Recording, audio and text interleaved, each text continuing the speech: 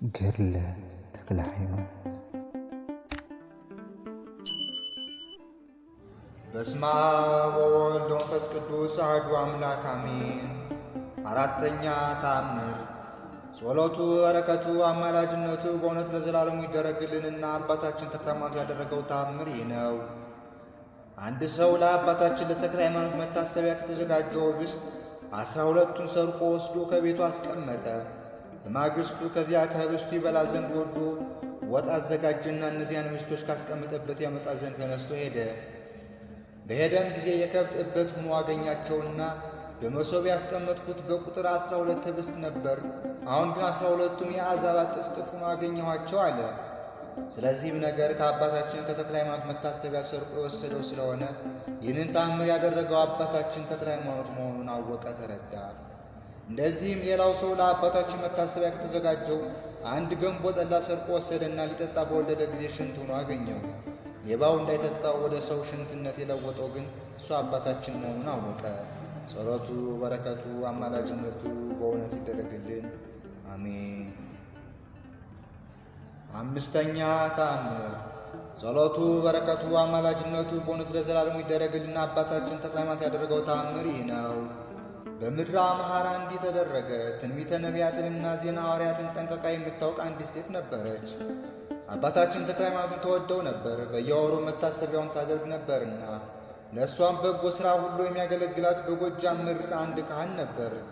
ከዕለታትም በአንድ ቀን ወደ እሷ በመጣ ጊዜ በነሐሴ 24 ቀን ለሚከበረው የአባታችን የተክለ ሃይማኖት መታሰቢያ በዓል ይሆንልኝ ዘንድ ዕጣን አምጣልኝ አለችው። ነገር ግን በተባለው ቀን ሊያመጣላት አልተቻለውም፣ የክረምት ወራት በመሆኑ የአባይ ወንዝ ሞልቶ ከልክሎታልና። ይህችም ሴት ዕጣኑን ሳያመጣላት በቀረ ጊዜ የአባታችን የተክለ ሃይማኖት የበዓሉ ዋዜማ በሚሆንበት ዕለት በ9 ሰዓት እንዲህ እያለች አለቀሰች። ወዮልኝ፣ ወዮታ አለብኝ! በጎጃም ምድር ከሚገኘው ዕጣን ያመጣልኝ ዘንድ ወደ እገሌ ማን ይላከኛል? የሚቻልስ ቢሆን ተልኮን የሚያፋጥኑ ደመናት፣ ነፋሳትን፣ የሰማይ አዕዋፎች ቢላኩልኝ በወደዱ ነበር አለች። ዳግመኛም የምታደርገውን ብታጣ ወደ አባታችን ወደ ተክለ ሃይማኖት እንዲህ እያለች ጸለየች። ተአምር አድራጊው አባቴ ሆይ ወደ ጎጃም ምድር ሂዶ ከእገሌ ዘንድ ዕጣን የሚያመጣልኝ ፈጣን መልእክተኛ አዘዝልኝ። ቅዱስ አባቴ ሆይ ለእግዚአብሔር አገልጋዮችስ የሰማይ አዕዋፍ ይላኳቸዋል። ብፁዕ አባቴ ሆይ ለባሮክ ከኢየሩሳሌም በባቢሎን ሀገር ለሚገኝ ለነቢዩ ኤርምያስ ጾፈ ንስር እንደተላከው ተሰቅሎ ከነበረበት ለፊልሞና ልድያ በሚባል ሀገር የሚገኝ ወደ ሐዋርያ እንድርያስ ርግብም እንደተላከችው ለአንተ እኮ እንደዚሁ ይላኩሃል። ስለ ነቢዩ ኤልያስና ስለ አባ ጳውሊ ማሞራ እየተላላከ ስለሚያገለግላቸው ማገልገል ምን እላለሁ? እግዚአብሔር ለእያንዳንዱ ቅዱሳን ያደረገው ቸርነት ይናገሩት ዘንድ አይችልምና። ይህም ካህን በተባለው ሰዓት ሊወስድላት ባልተቻለው ጊዜ ያን ዕጣን በመስቀሉ መጎናጸፊያ ቋጥሮ ይዞ ከቤተ ክርስቲያን ይዞ ሄደና ይህን ዕጣን እገሊት ከተባለች ሴት ካለችበት ቤተ ክርስቲያን በሰዓቱ እንዳላደረስኩላት ክቡር አባታችን ተክለ ሃይማኖት ተመልክቶ እሱ መባውን ይቀበልላት ብሎ አሰበ።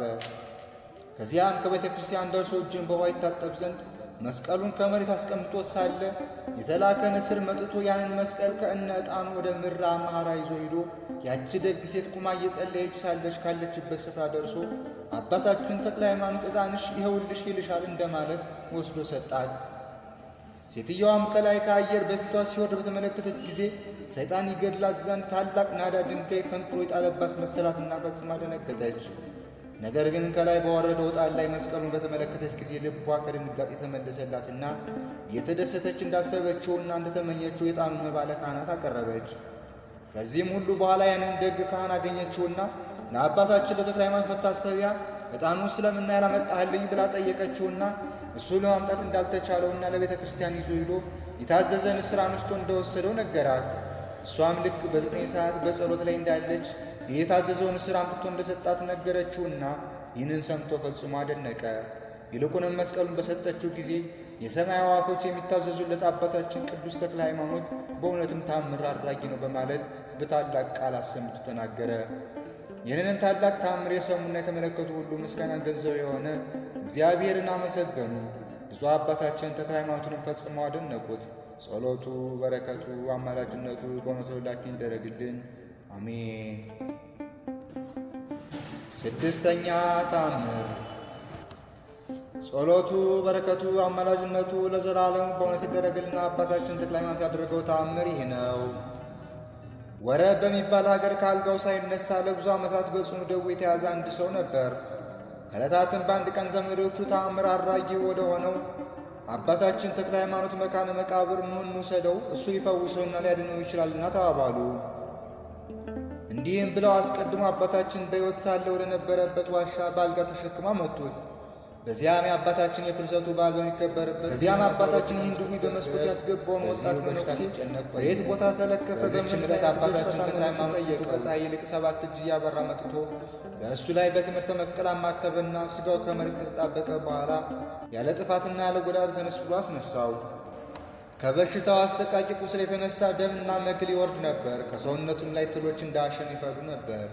ይህም ሰው ይህን ታላቅ ተአምር ተመልክቶ ከሞቱ በኋላ እንደመነሳት መሆኑ ቆጠረውና ወደ ሀገሩ ተመልሶ አልሄደም። በአባታችን በተክለ ሃይማኖት ፈቃድ በመንፈስ ቅዱስ ልጃቸው በአባታችን መርሃ ክርስቶስ እጅ መንኩሶ እስከ ዕለተ ሞቱ ድረስ በዚያው ለመኖር ወሰነ እንጂ። ለእግዚአብሔር ምስጋና ይሁን ለዘላለሙ። ጸሎቱ፣ በረከቱ፣ አማላጅነቱ በእውነት ለዘላለም ይደረግልን፣ አሜን።